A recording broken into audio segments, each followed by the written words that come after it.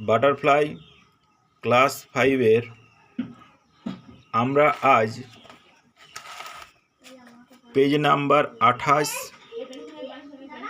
O 29,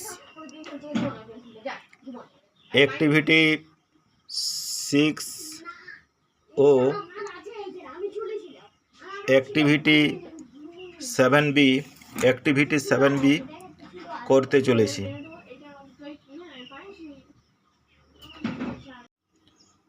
let's learn, চলো শিখি। Let's read the sentences, বাক্যগুলো পড়ি। ইন্ডিয়া ইজ এ কান্ট্রি, ভারতবর্ষ হয় একটি দেশ। The word India is the name of a particular country, ইন্ডিয়াটা কি হচ্ছে, একটা নির্দিষ্ট করে দেশের নামকে বোঝাচ্ছে। তাই India is a proper noun, এই জন্যে ইন্ডিয়াকে হচ্ছে একটা প্রপার নাউন, মানে নামবাচক বিশেষ্য। প্রপার নাউনের বাংলা হচ্ছে নামবাচক বিশেষ্য। এ proper noun specifically indicates the name of any person, যে কোনো ব্যক্তির, কান্ট্রি দেশের, মাউন্টেন পর্বতের, রিভার নদীর, অ্যাটসেট্রা। স্পেসিফিক মানে নির্দিষ্ট করে কোনো ব্যক্তি, দেশ, পর্বত, নদী ইত্যাদির নাম বুঝলে সেটাকে বলা হয় প্রপার নাউন। এই proper noun specifically indicates the name of any person, country, mountain, river, etcetera. The word country is more general, country কিন্তু এটা হচ্ছে একদম জেনারেল ফর্ম, কারণ কান্ট্রি যে কোনো দেশ হতে পারে।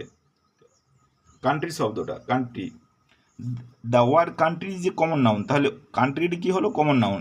এ common noun indicates a general reference.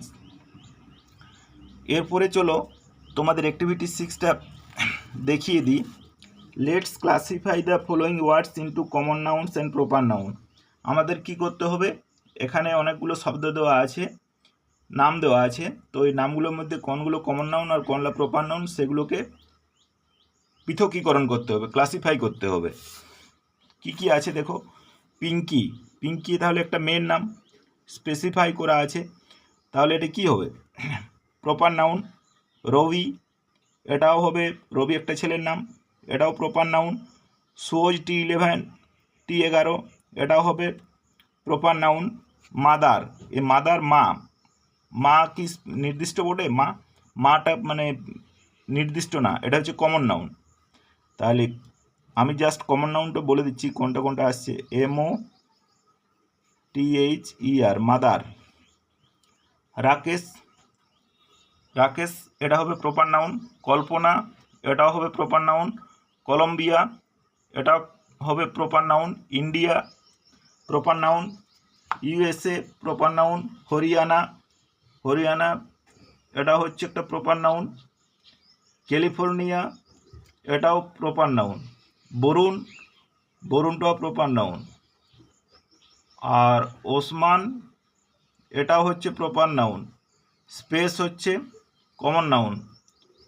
SPACE, space, এটা হচ্ছে কমন নাউন। বুক, বুকটা কেন প্রপার নাউন, কারণ বুক বই যে কোনো বই হতে পারে। স্পেসিফাই করে যদি বলতো যে সহজ পাঠ অথবা গীতাঞ্জলি, তাহলে কিন্তু প্রপার নাউনে হতো। তার জন্য এখানে মাদার, স্পেস, বুক এগুলো হলো কমন নাউন, আর বাদবাকি যেগুলো পড়ে থাকলো সবগুলো হলো প্রপার নাউন। এরপর আমরা যাচ্ছি অ্যাক্টিভিটি 7-এ। 7-এতে কি আছে দেখো। Let's identify the word signifying masculine and feminine gender in the passage. এই প্যাসেজে কোনটা মেসকুলাইন আর কোনটা ফেমিনাইন জেন্ডার মানে লিঙ্গতে আছে, পুংলিঙ্গ ও স্ত্রীলিঙ্গ। প্যাসেজ থেকে আমাদের আইডেন্টিফাই করতে হবে।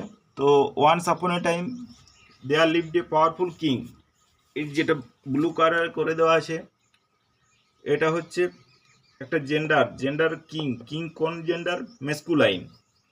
তো once upon a time there lived a powerful king, he had a beautiful garden, তার একটা সুন্দর গার্ডেন ছিল, বাগান ছিল।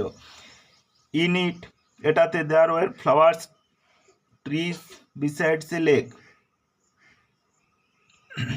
বীজ কেম, এই বীজটা একটা বোর্ডে came and sat on the flowers, peacock এটা একটা, danced in the garden a goose, গুজটা, swam in the lake, drone flew about in the garden, the queen loved the garden.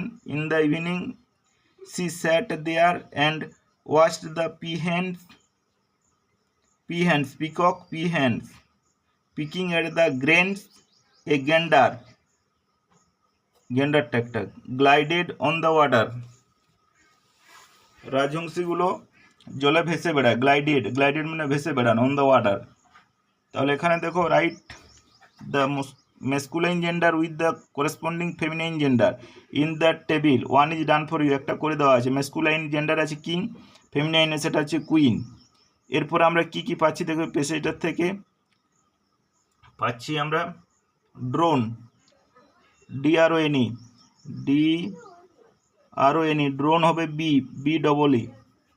পুরুষ মৌমাছিকে বলা হয় ড্রোন আর স্ত্রী মৌমাছিকে বলা হয় বি ডবল ই। এরপর আছে পিকক, পিহেন,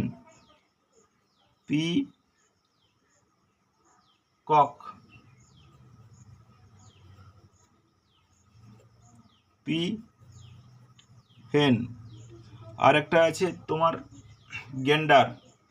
গেন্ডার গুজ হবে। রাজহংসী, গেন্ডার